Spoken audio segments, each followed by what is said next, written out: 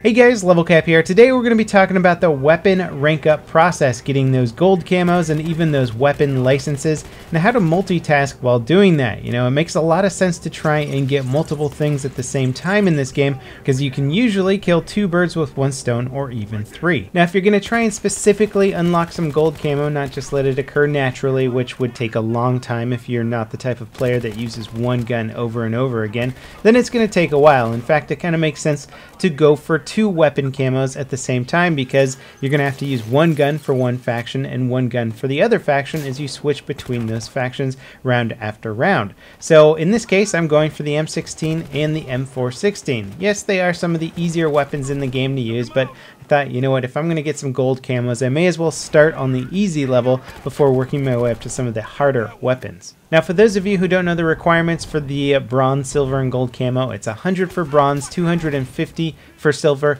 and 1,000 for gold. Then beyond that, you can get 1,250 kills to unlock the weapon license, allowing you to use it on any team. This is a pretty tall order.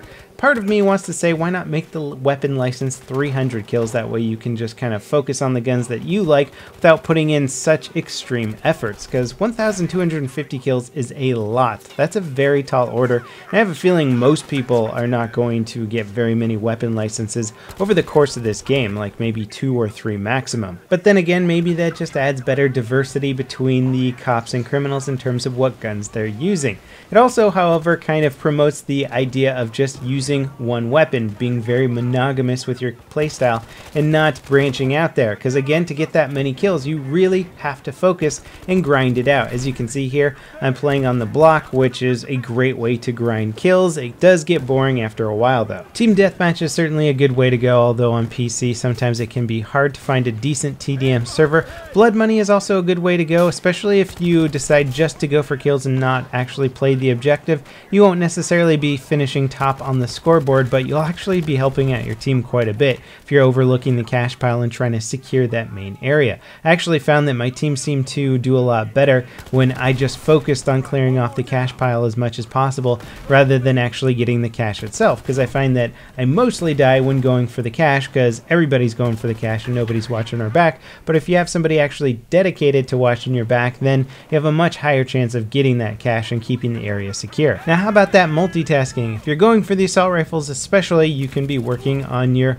operator assignments, assignment 1 and 2. You'll probably have assignment 1 naturally, you just need to get some kills and some heal points. Assignment 2, you're going to need to get some revive coins. Those aren't too hard to get, and it's very easy to do that while you're ranking up your kills with your assault rifle. Notice a buddy next to you dead, go revive him. You have to get 5 revives in a round to get a coin, and if you're playing in high ticket TDM servers or any high ticket server really, it just increases your chance. I mean, I got like 5 to 10 revive coins in a game if I was really trying for it, so you can do that in just about 1 or 2 rounds. So once you upgrade your operator enough, get some assault rifle kills and some revive coins, you'll get operator assignment 2 unlocked, and that'll give you the G17 sidearm, which is a pretty good sidearm. You can use it while you're ranking up to get your gold camo, using the G17 more, unlocking red dot sights and cool stuff like that for it. Now by this time you've probably earned quite a bit of cash. Hopefully you haven't spent it all on your pink and green zebra camos, and you have some left over to buy the guns for the operator class. If you buy 10 specific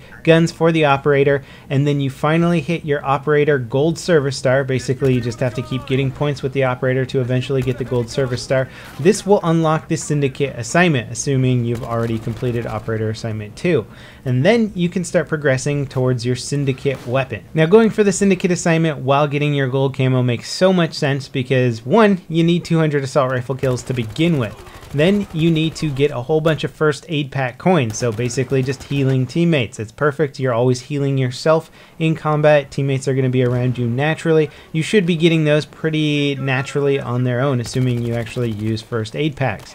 Then you need 15 more revive coins. Same thing as before, you just kind of got to grind out those revives. You'll probably get yourself killed a few times going for some revives that maybe you shouldn't have in the first place, but it's all in the name of that syndicate patch. And although it's probably not the best practice to get into, if you do a low level revive, so they only have about 20% health, and then throw down a first aid pack, you'll be getting both revive coins and first aid pack coins at the same time. Now the last requirement for the syndicate operator assignment is to unlock the operator's tier 4 reputation track 10 different times. This is actually really hard to do naturally in game unless you're in an extremely high ticket server getting a lot of points all the time. You probably won't be doing it very much naturally. So I recommend getting a buddy of yours into the game to play Commander and upgrading your squad. In fact, if your friend is on a time crunch and he doesn't want to have to play through 10 full rounds with you, because that is quite a bit of time, you can actually get you ranked up to tier 4, quit that game, join a different server, have your friend follow you there, and then rank you up again to tier 4, quit that game, join a different server,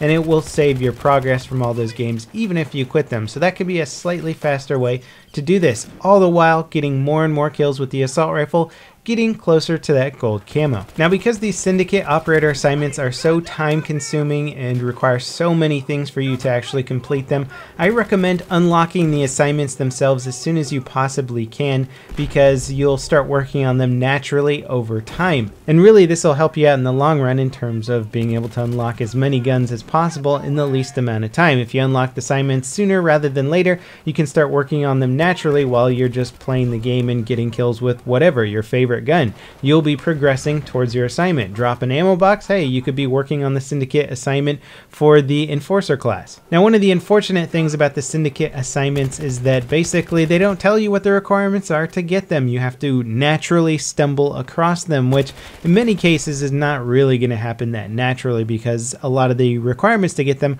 are not exactly things that you would be doing on your own, or just are not that effective teamwork wise, like the camera coin one for the professional class. You might have seen a lot of camera coins while you're playing the game. This is not because they're incredibly effective and good to use, it's because everybody's trying to unlock their Syndicate assignments, or at least get the assignment 2 for the professional class so they can get their little Mac 10. The camera coins really suck in the long run, and hopefully they'll get patched soon, but everybody knows that they're for the Syndicate assignment, so that's why they're using them now. If you don't know what the Syndicate assignment requirements are, just Google it. Basically, Battlefield Wikia has the requirements for all the Syndicate assignments. You could actually be working on a lot of cool stuff like some of the gold melee weapons and not even know it right now. So it pays to go to that website, check out what the requirements for the assignments are, so you can kind of cater your gameplay style a little bit more to it. So you like playing the Enforcer class a lot, but you don't run the Riot Shield too much. Well, a lot of the assignments require you getting points by blocking bullets with the Riot Shield. If you can incorporate that into your gameplay while still playing the Enforcer class and enjoying yourself, then you can also be working on assignments at the same time. And yes, this can be a very cheap little camping spot, provided that your team controls this side of the map. If they don't control this side of the map, this spot really sucks because you're going to get sniped in about half a second. But as you can see here, I've got this horrible little head glitch spot and I'm just